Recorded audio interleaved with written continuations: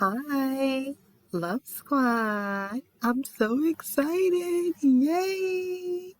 This is Fandom. It's your girl, Kim B, aka at Glam Powered. Today, we're doing a review of the 2020 adaptation of the classic, The Witches. Let's start with the preview reaction. 3 words. Here for it.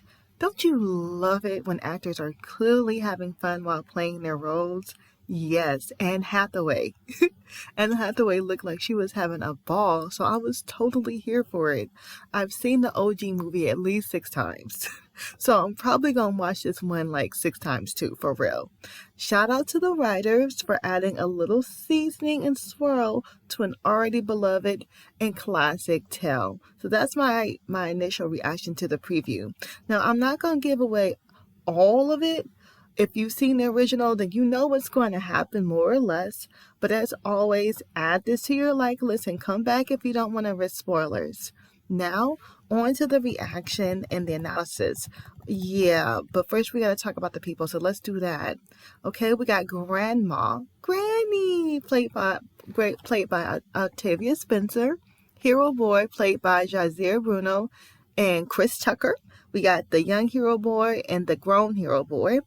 Then we have the legendary Stanley Tucci, who's the hotel manager, and Anne Hathaway, the Grand High Witch, and she's so good. I love it. So, my favorite character in this adaptation was definitely Granny. They call her Grandma, but I'm a Granny person. It was the Granny, okay? Grannies are superheroes, and this Granny is no exception. She is a high-key superhero. She made me feel like home. You know that feeling? And Octavia Spencer did a good job of channeling the Granny love vibes. It was perfect and just heartwarming. Oh, it really was. Like, she did such a good job. So now, let's do a little bit of the context here. So, what had happened, right? So, we start with the depiction of a young hero boy losing his parents. I don't know why I was so emo, because I didn't get this emo for the original. I'm like, this part was more or less like, they remixed it, but it was the same. But I don't get emo like this for the original, for this part at least. I really felt Hero Boy's sense of loss. And can you just imagine being 8 on Christmas? And yeah, like I said, it's sad. And Granny comes to the rescue, as they typically do. And we're staying pretty true to the original with this part. Granny tries to comfort Hero Boy with food. Now, when a black boy child turns down fried chicken that Granny made, you know we having a problem. He's really dealing with the weight of losing his parents. And Jadir Bruno is so good at playing this sad role. My motherly instincts are kicking in. And I'm like, it's going to be okay, baby. And then Granny gets cursed because she's a healer and a root worker. So I do think she's going to be okay. That's a little difference between Granny and the new one and Granny and the OG one. This one knows a little thing or two about a thing.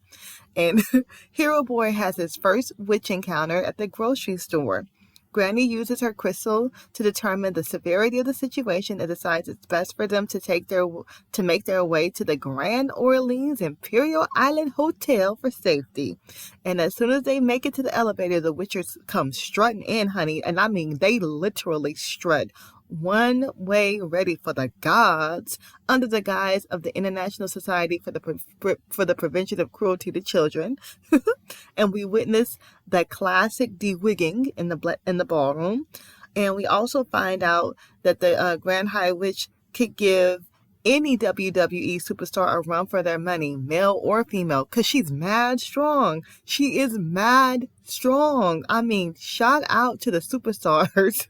But this witch right here could throw all of them across the ring, okay? So she's mad strong. She's throwing podiums and stages like they're feathers. I mean, dang. There's a plot twist that deviates from the original. I won't spoil it. You'll have to watch it. I'm not gonna give away all the tidbits and details. It's definitely worth the watch. But let's just say the Grand High Witch has more enchanted abilities, or I should say enhanced abilities in this rendition. And of course, Granny, Hero Boy and friends, they save the day by foiling the witch's nefarious plot to turn all children into mice. And good riddance. Granny says that love always triumphs over evil, and it does. Okay, so that's a little bit about the what happens and the what happened. So let's look into some of these concepts. We have grieving for kids, that's explored, and we have to explore these topics. Not everything's roses, and kids need to know that. We have bravery. Becoming a mouse makes Hero Boy unafraid. He's been through the worst, so now he knows, what that's like, and he can handle things a lot better. We have family and its different forms, because they're not a traditional family, but they are a family nonetheless, and that's love.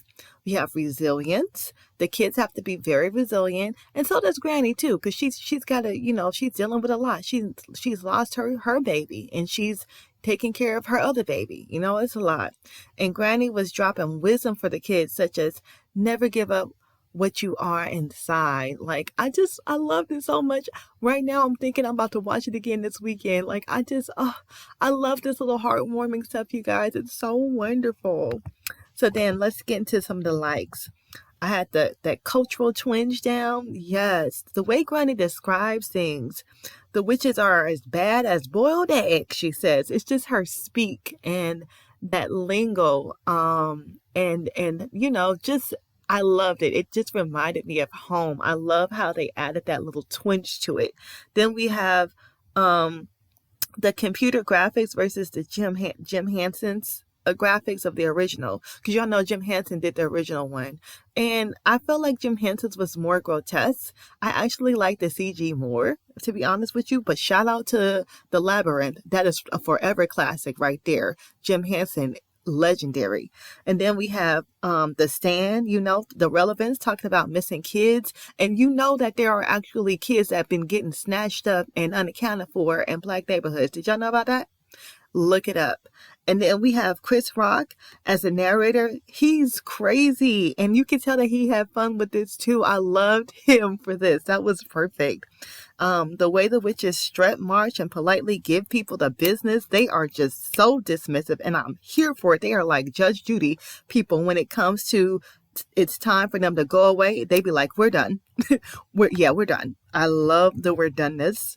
And then we also have to say, wigs weren't necessarily in vogue when the book was written, but they are now. So shout out to wiggery. Okay. I giggled as I put on my wig this morning. It's like, witch? Yes, honey. Yes. Shout out to wiggery. And then these witches know how to live, and I am a liver of life. I love it too. Okay. So I am team bad and bougie, honey. We got opulence here all over the place. They niceness and finery and all, girl. Yes. Here for the livingness of it all. And then the dining room scene was the best. It was even better than the original. Like, I'm high key about to rewatch this weekend. Y'all think I'm playing? It's so much fun. Now, the dislike, the Grand High Witch's toes. I mean, I respect toe culture, but there was a lot that was going on with her toes. It looked like her toes was giving her was giving everybody the finger. Like, I can't. Whose imagination did that come from? So, takeaway. I really appreciated the writers giving us an updated version of the classic. They did a good job, but they also stuck to the classic plot line. Honey, if it ain't broke, don't fix it. Just add a little hot sauce, a little chili sauce, Overall, it was a joy to watch, and Octavia Spencer could be my granny anytime, my honorary granny, because I love my grannies.